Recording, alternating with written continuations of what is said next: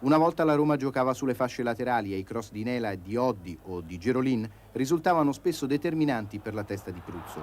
Oggi scelta un'altra strada, quella centrale, più affollata, visto che sui lati presidiano gli avversari con molta diligenza, ecco la necessità assoluta dello stoccatore. La gente si chiede perché Graziani è andato via. No, beh, Graziani, i problemi di Graziani non c'entrano niente in questo momento con i problemi della squadra. Io penso che in questo momento c'è un pochino di difficoltà, ma è le stesse difficoltà che abbiamo avuto un pochettino all'inizio dell'anno scorso. Io penso che quando Pruzzo raggiungerà la migliore condizione, quando altri giocatori capiranno un pochettino meglio i meccanismi del gioco d'attacco della squadra, tutto si possa risolvere per il meglio. Dopo un primo tempo giocato alla pari con grande impegno ma con estrema attenzione da parte delle due squadre, al secondo minuto della ripresa Maradona trasforma in gol con naturalezza un calibrato lancio di Giordano. I 15.000 napoletani della Curva Nord fanno esplodere il loro entusiasmo con compostezza. Anche questo è un segno di maturità. Con gli azzurri in vantaggio, fatalmente il tema dell'incontro cambia. La Roma è costretta ad inseguire e il Napoli può agire in contropiede. Eriksson si accorge che il suo attacco punge poco e fa entrare Agostini al posto di Berggren. Il prodotto cambia poco o nulla. Bianchi richiama Maradona un po' acciaccato 10 minuti prima della fine e qui la sostituzione è addirittura ininfluente. La Roma tenta il tutto per tutto, ma le idee non sono chiare. Affiora il nervosismo e Pruzzo, già ammonito in precedenza, è costretto a guadagnare lo spogliatoio con 4 minuti di anticipo. Pruzzo è intrattabile, ma c'è da dire che sarebbe ingeneroso addossare al centravanti le colpe di un attacco che in casa non segna.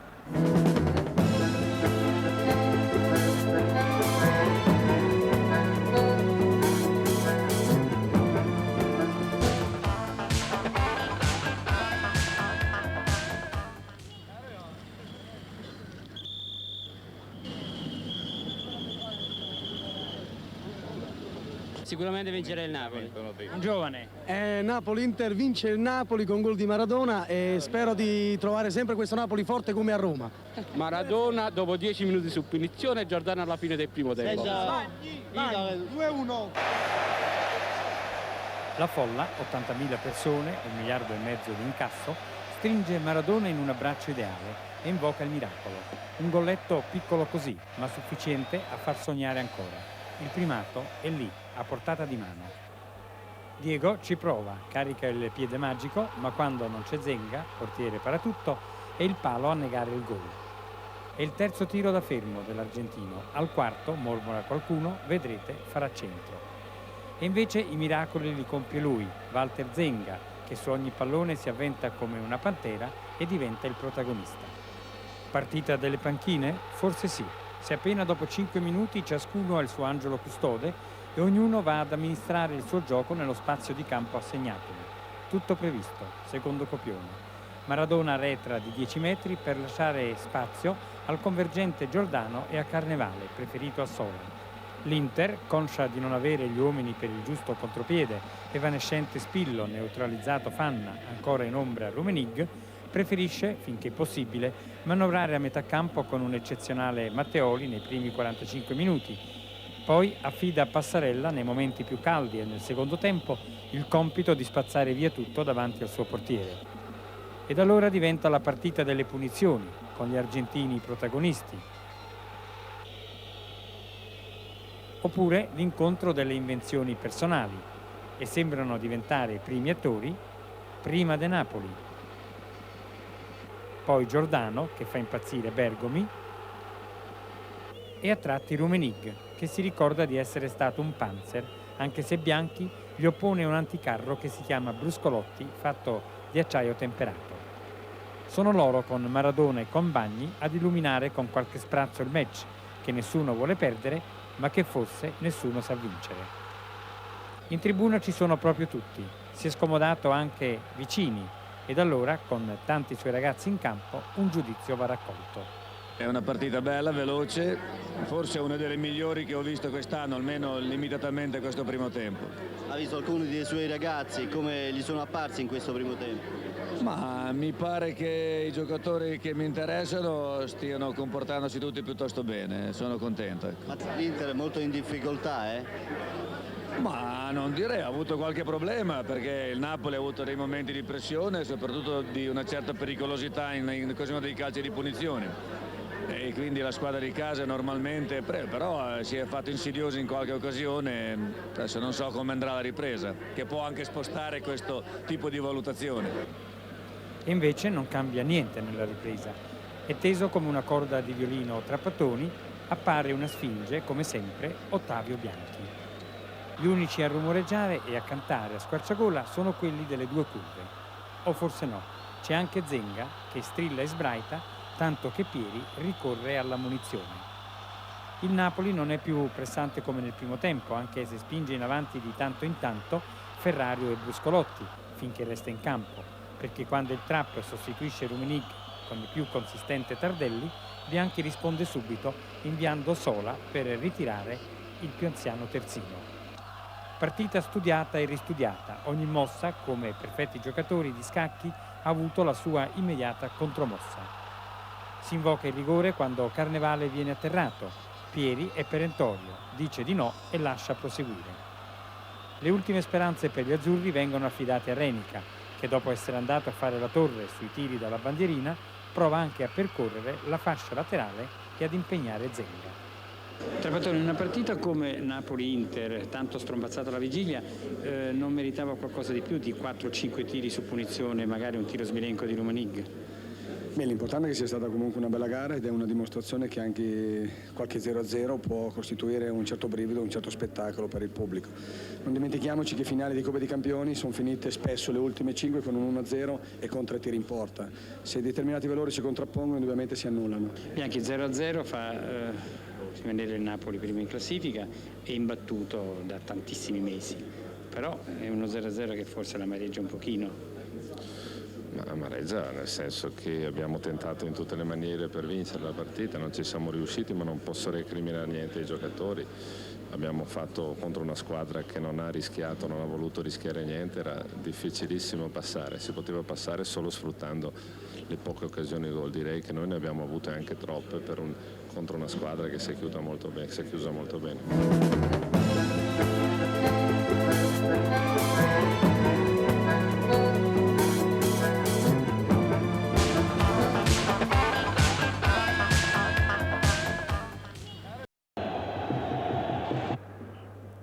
Questo non è un disco di gesso qualsiasi, è il disco intorno al quale può ruotare l'intera stagione della Juventus, tradita in Coppa dai rigori proprio come il Napoli.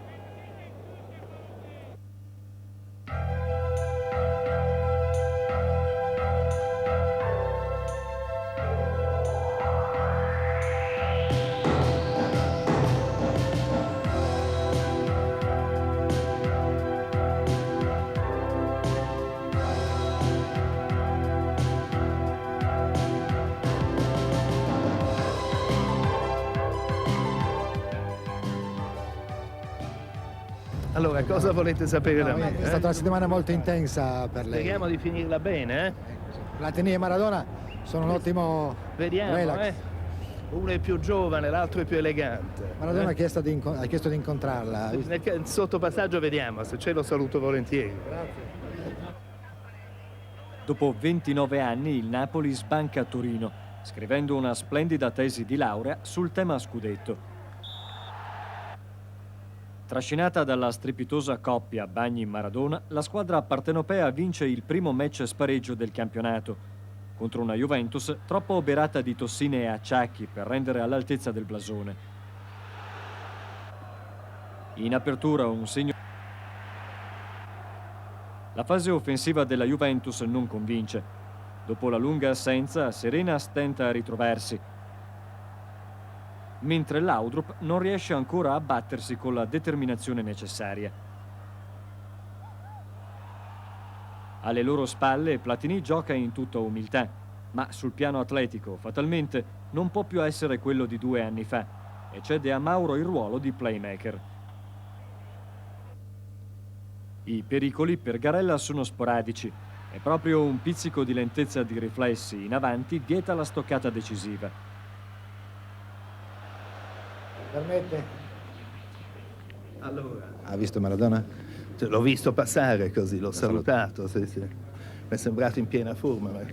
Io sapevo già come giocava quando aveva 17 anni. Quindi. Lei ha visto il Napoli in questo primo tempo? È un bel Napoli. Sembra la squadra da scudetto. Sì. Potenzialmente squadra da scudetto, certo. Lei, se non vince l'evento, se lo augura in un certo senso che vinca il Napoli, mi pare che l'abbia detto. Sì, non c'è dubbio. Il Platini secondo lei che cosa fa? No, non ne ha mai parlato, lei sa che Platini parla dei fatti suoi da maggio in poi, quindi aspettiamo a vedere cosa. È un giocatore difficile da perdere, no? Sì, certamente che è difficile da perdere, non credo nemmeno che lui abbia intenzione di perdersi. Al pari di Platini non vuol perdersi neppure la Juventus, che dopo mercoledì dispone di una limitata autonomia e cerca di ottenere il massimo obiettivo il più presto possibile. Così in avvio di ripresa segna Laudrup. La forza d'animo del Napoli è quella dello squadrone. Maradona ha un occhio nero ma grinta da vendere. E al suo servizio Bagni mette un cuore grande almeno quanto i polmoni, seminando scompiglio nella metacampo avversaria. La marcia di avvicinamento al pareggio comincia con un imperioso. Marchesi, contrariamente al solito, si alza e si arrabbia, ma la Juventus è scioccata e il gol sembra nell'aria. È un difensore, Ferrario, a siglare il pareggio, a riprova del fatto che non sono solo le stelle, ma anche i gregari a mandare in paradiso il Napoli di Bianchi. Nel giro di 2 minuti i padroni di casa, ormai svuotati di energie, sono in ginocchio. Giordano mette a profitto una girata esemplare.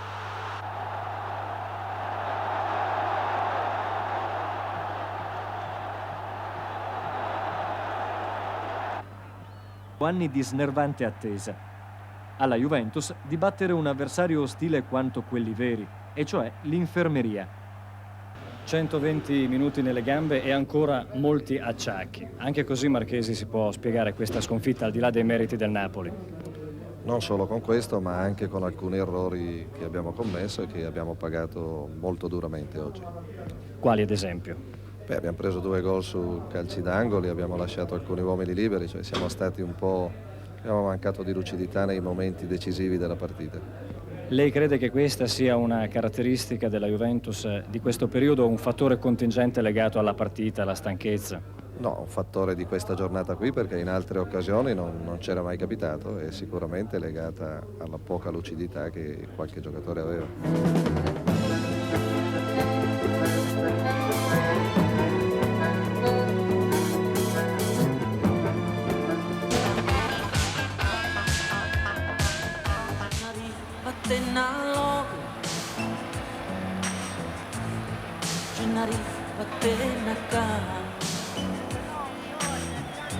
Zitte no, non fare amore, tu fai questo tutte sera, ascetando una città.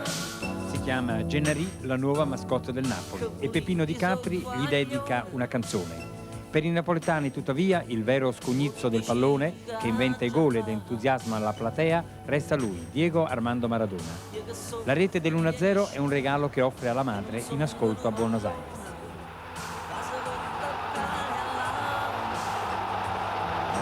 Sì, mi fa piacere, veramente mi fa piacere perché sicuramente mamma ha visto il gol mio, tutta l'Argentina ha visto la mia squadra e mi sento veramente orgoglioso di essere il capitano del Napoli. Questo è il Napoli che io volevo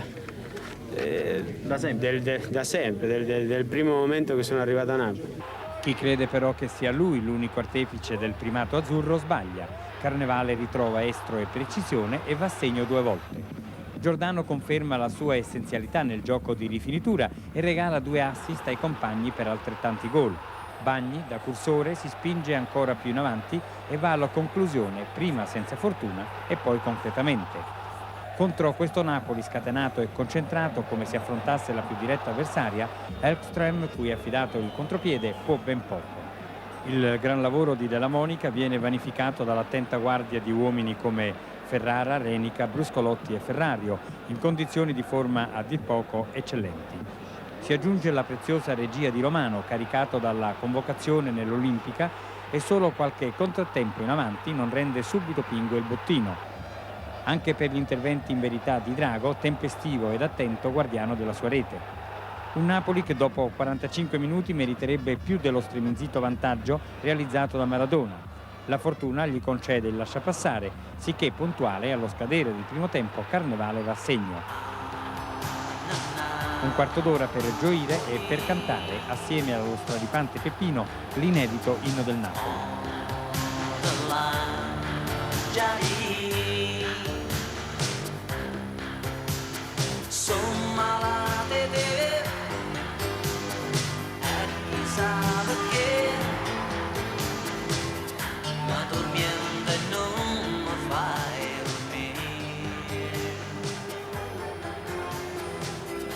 La pioggia è battente, il nuovo manto erboso resiste bene, il drenaggio è perfetto. L'Empoli tenta di opporre quello che può e che ha. Troppo poco per una squadra sicura e pretenziosa. La manovra azzurra è piacevole, anche se il campo comincia a diventare pesante. Ma Diego, Giordano e Carnevale si divertono e vanno a realizzare il gol del 3-0 che firma ancora l'ex centravanti udinese. Intanto si fa sera, quasi non si vede. Ma chi li ferma più? Esce De Napoli per un infortunio, entra Sola. Baiano rileva Salvadori e poi Carboni sostituisce Picano. Qualche cosa l'Empoli la fa vedere, sia quando tenta la sorpresa della Monica, sia quando ci prova Urbano. Magarella è pronto in ogni caso. E il Napoli getta sul tavolo le carte di un regolare poker, con questo preciso diagonale di Salvatore Bagni. Gli ultimi minuti non hanno storia, tutti aspettano la fine per correre sotto le docce calde. A Garella, Macro, Pulcino non par vero di raccogliere il pallone al fischio di Lobello e correre verso gli spogliatoi, dove al meravigliato Salvemini Bianchi risponde con fin troppo sussiego. Beh, diciamo che abbiamo incontrato la squadra più in forma, più determinata del campionato e penso la più forte attualmente. Non lo so, questo mi mette in imbarazzo. Io vedo la mia di squadra, è un momento buono dove tutti i componenti della rosa si danno da fare, ma più di tanto non potrei dirlo.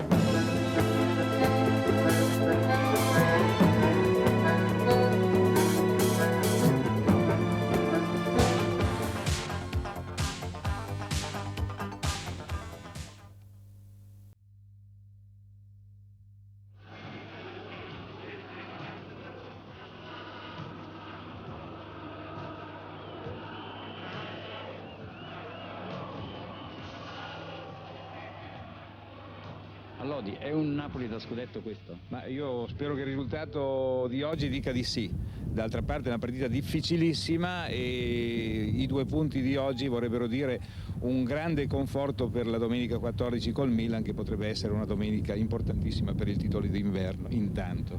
Giuliani ripone nella rete i suoi amuleti e il gesto scaramantico sembra funzionare, perché il tiro di rimbalzo di De Napoli finisce alto alla prima insidia.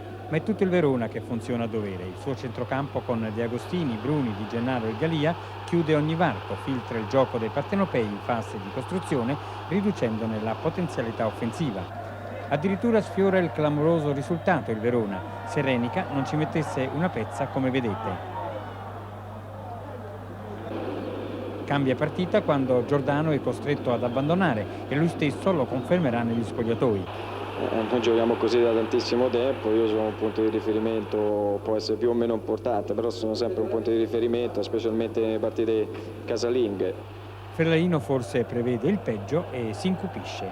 Un po' tutti si danno da fare, da Carnevale a Romano, che con Bagni e Maradona sono quelli che si agitano di più, anche per non consentire agli scaligeri di partire in contropiede con il pericoloso Pacione, cui tiene bordone Paolino Rossi. I falli ci sono, Magni fischia ma non ammonisce, anzi sorride con sarcasmo quando si protesta. L'unica parata Garella la sfoggia nel primo tempo e poi continua il lungo riposo. Non così Giuliani, impegnato persino dai suoi stessi compagni. E in questa occasione, solo ora, le immagini dal basso ci propongono estremi da rigore. La più ghiotta occasione è di Renica, che ha giocato spesso sulla fascia sinistra, sostituito da Ferrario libero. Bagnoli è consapevole che il suo modulo funziona e fa recitare il bis nel secondo tempo. Per la verità cala anche il Napoli e Bianchi recita il mea culpa richiamando in panchina Sola, andato a rilevare Giordano. Propone Muro. Gli azzurri provano con i cross, ma Giuliani è attento e di pugno interviene più di una volta. Ai vari tentativi di accerchiare la difesa gialloblu con azioni aeree si alternano i tiri da lontano, con De Napoli protagonista in assoluto. Niente da fare, il Verona è un blocco di granito che quasi si vede cadere dal cielo la fortunata combinazione di un clamoroso autogol. Vostre meditazioni negli spogliatoi adesso a caldo? Ma noi non è che abbiamo fatto drammi, è un punto che fa classifica, ci avessero detto all'inizio del campionato all'11ª giornata di stare 3 punti avanti alle altre, noi avremmo messo subito la firma. Un pareggio che vi sta bene? Sì, io credo un punto giusto, pareggio normale, insomma normale. Pensavamo forse che il Napoli fosse un pochino più pericoloso, ha dimostrato di essere una grande squadra a mio avviso, però a parte un paio di conclusioni di Maradona abbastanza pericolose, una di Renica, poi non abbiamo corsi grossi rischi, abbiamo contenuto molto la partita, comunque è un punto che ci soddisfa. L'aereo sta per decollare, ciao. Ciao Paolo.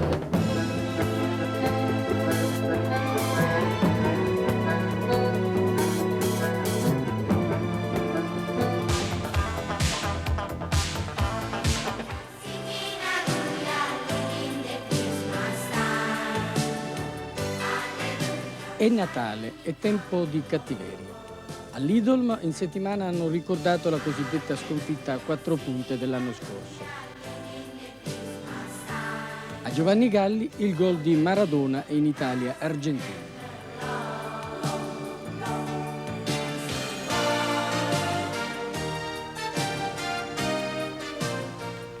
Agli inglesi Hatley e Wilkins, che è in panchina, il gol manuale di Dieguito ai mondiali. Insomma, l'asso del Napoli capisce che ce l'hanno tutti con lui e manda avanti il Sosia. Al momento del calcio serio, Lidas getta via la maschera e gli piazza addosso Filippo Galli, che già aveva imbavagliato Platini. Bianchi, con un centrocampo fitto, tenta di togliere respiro al Milan. Il playmaker Donadoni è affidato a quel marpione di Bruscolotti. I rossoneri si infiltrano da destra dove Tassotti, forse il migliore in campo, trova spunti notevoli per imbeccare i compagni. È una partita frenata dal tatticismo e dalla gelatina di centrocampo più che dalla rassegnazione. Anche Azeglio Vicini è d'accordo. A me pare che il Milan cerchi iniziativa e il Napoli dietro ha delle marcature attentissime di Bruscolotto, Ferrario e Ferrara sui 3 attaccanti, quindi penso che dipenda dall'eccellente disposizione difensiva del Napoli più che dalla mancanza di volontà del Milan, che a mio parere ne ha parecchie. Tempo da lupi più che da bambini. Si accendono i riflettori, ma occasioni da gol se ne vedono ugualmente poche. Bianchi si cautela con Volpecina sulle piste di Tassotti. Il Milan tenta con Virdis, Hatley e Di Bartolomei, ma non c'è nulla da fare. Quando si tagliano i viveri agli elementi che sanno creare qualcosa, il gol può essere soltanto un fatto episodico. Il Milan, che perderà anche l'infortunato Hatley nel finale, continua così a giocare buone partite, ma non batte un solo avversario di rango. Il Napoli, per non farsi infilzare, deve programmare anche pareggi come questo se vuole mantenere il primato. Un punto a San Siro non è da disprezzare. D'accordo, il Milan non ha vinto le grandi sfide, ma non le ha neppure perdute. Alla fine polveri e telecamere bagnate, video in tilt. Accontentatevi della voce di Maradona e Virdis. L'arbitro ogni palla che io guardavo mi fischiava fallo, non era che io tenevo un contatto con qualcuno, guardava la palla, fischiava per il Milan. Ecco, vuoi raccontarci quell'unico attimo di nervosismo, quella rissa colossale? Che Salvatore ha preso la palla, dopo Massaro le ha fatto un brutto fallo, per questo sono reagito, perché credo che questo nel calcio non si fa. Pietro Paolo Virdis anche oggi fra i migliori in campo. Allora Pietro, mi pare di poter dire che le marcature attente di Filippo Galli su Maradona e di Bruscolotti su Donadoni abbiano in qualche modo oscurato i poli di luce delle due squadre. È il risultato che lo spettacolo è stato un po' mortificato, sei d'accordo? Sì, è vero quello che hai detto, che noi abbiamo spento Maradona e loro con Bruscolotti hanno limitato Donadoni, però direi che le cose migliori sicuramente le ha fatte il Milan in queste partite. Ecco, una domanda a bruciapelo per te che sei un ragazzo di spirito. Quanti giorni avreste dovuto giocare perché noi potessimo vedere un gol oggi?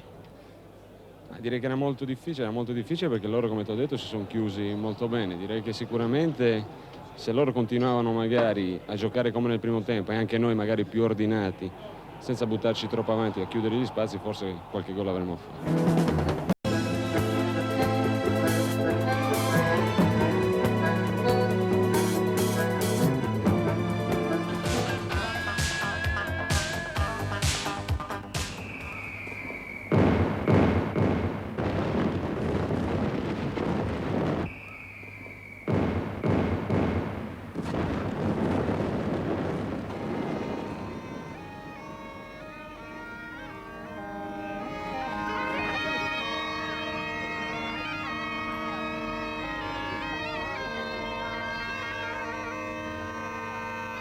Per i napoletani sarà un Natale diverso, più felice, perché in 60 anni di storia la squadra del cuore non ha mai brindato in beata solitudine.